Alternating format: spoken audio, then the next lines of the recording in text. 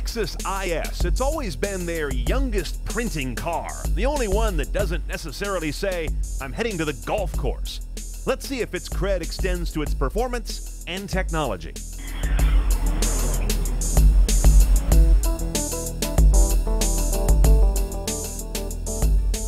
Now, Lexus cannot be accused of having crappy tech, but I'm kind of going to accuse them of having slightly stale, really good tech.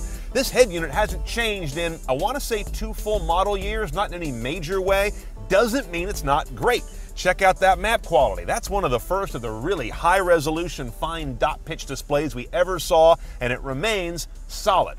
As you can see, touchscreen, so it's easy to get around and hit things that are on the screen itself. The system is DVD-based, however, not hard drive-based, which means, first of all, it struggles a little bit once in a while to make quick changes, or if you're jumping around menus rapidly, there's a little bit of lag there, but very little, I must say. Now, Lexus was one of the first companies to go with a big-name, high-dollar audio partnership. Mark Levinson in their case. As you can see, we've got a lot of good DSP options on this guy, your usual bass, treble, all of that, plus you've got front and rear adjustments that are quite flexible. And under the DSP button is where you really get into the interesting stuff. You've got surround sound, which in this car is 7.1 out of 14 speakers, 10 discrete amplifier channels, 300 watts of power, and there's also an automatic sound leveler here to keep the volume going as the noise in the car increases. That's relatively ordinary stuff. Our input sources, AM, FM, of course, no HD radio.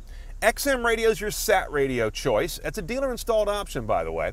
You also can do an iPod adapter. It's a little unclear if you can do both XM and iPod. I've seen it both ways, so check before you buy one if you want to get both of those input options. At the very least, though, you always have an aux jack for any portable back here in the console. And with the Levinson package, you're not just getting audio, you're also getting, as you can see, video. This is a DVD CD changer. By the way, if you don't go for the Levinson package, you also don't get navigation, you also don't get a backup camera, you lose a lot of nice things, including Bluetooth hands-free, so that's a must-do on this car if you're learning about it here at CNET. The backup camera is pretty basic, good quality. I find it very sharp and it deals with dark and light really well, but doesn't have any trajectory lines or shaded zones. Now, the motor in a 350 is a 3.5-liter V6, as you might have guessed, and there she is. Dual overhead cam, quad cam, all the usual stuff, variable valve timing, intake, and exhaust. We've got 306 horsepower here, 277 foot-pounds. Good numbers, not stunning, but eagerly delivered, which goes a long way.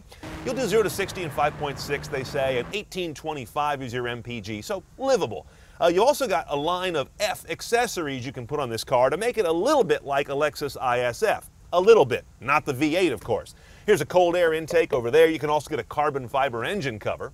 Other F parts include these big old flamethrower exhaust pipes here, which aren't just tips. It's a performance exhaust system that makes a great sound. And you see the wheels here. These aren't stock either. These are optional 19-inch F-Series wheels. You also see the F upgraded brakes behind there. I believe these wheels are made by BBS. You can also get lowering springs as part of the F toys. This is all dealer-installed stuff.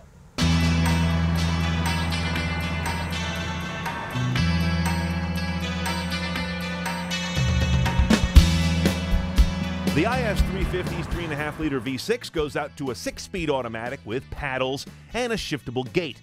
The engine is just great and smooth and willing, but the gearbox brings with it too much of the vagueness and shift delay that gave automatics a bad name in the first place. There is a limited slip differential on this rear-wheel drive car. On all 4 corners, you'll find brakes that are Brembo branded.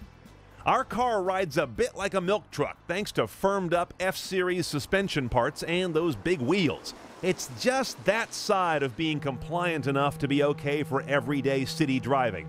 Starts to annoy you. On the other hand, when pushed, this one stays real flat and inspires plenty of confidence. The exhaust note is really nice, again thanks to a Lexus F catback exhaust system. Frankly, it's almost absurdly ballsy for a 3.5-liter V6, but it's fun. Okay, an IS350 is going to run you about $37,600, but if you want tech, you got to spend $5,100 for the Levinson audio GPS nav package, including Bluetooth hands-free, 18-inch wheels, steerable front headlights, backup camera. You need that, and all the F toys are dealer installed. Go haggle.